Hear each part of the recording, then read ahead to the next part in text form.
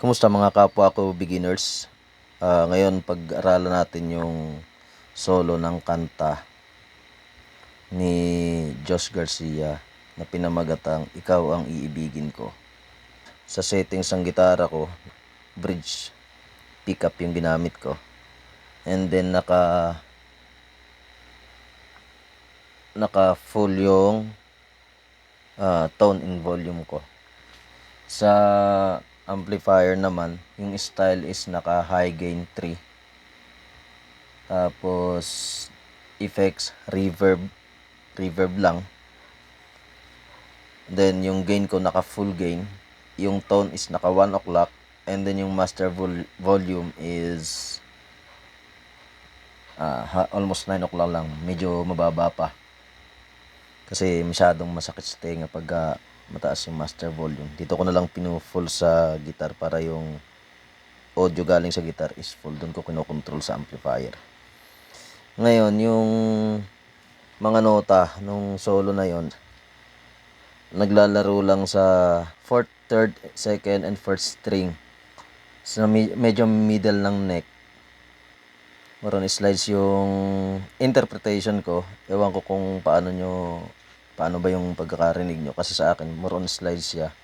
Yung key niya, kaya nasa middle ng neck is C sharp or C sharp major.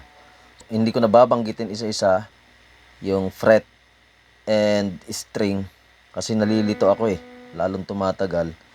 Ide-demo ko na lang ng napakabagal para kitang-kita kung saan yung nota at saan yung kung ilang picks.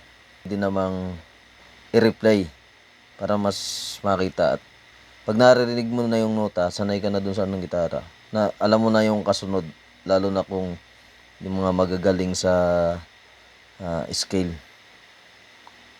So ito na, babagalan ko lang para kitang-kita.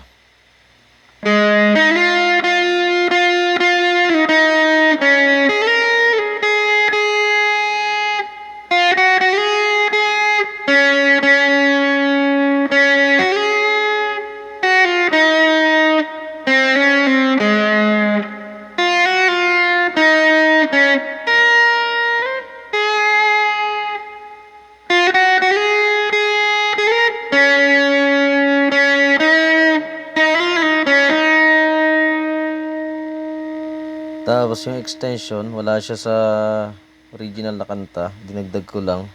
Ganito yung ginawa ko.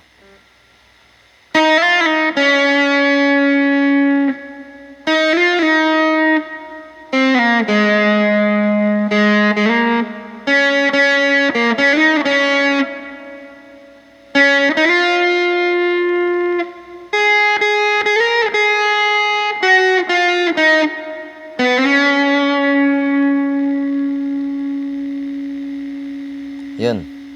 Ano lang ginawa ko? Mabagal naman. So, pwede nyong i-replay. O kaya, kung may kulang, pwede nyo itama sa interpretation nyo. Interpretation ko yun. Ito yung buo niya. Pakinggan ninyo kung okay sa inyo. Salamat.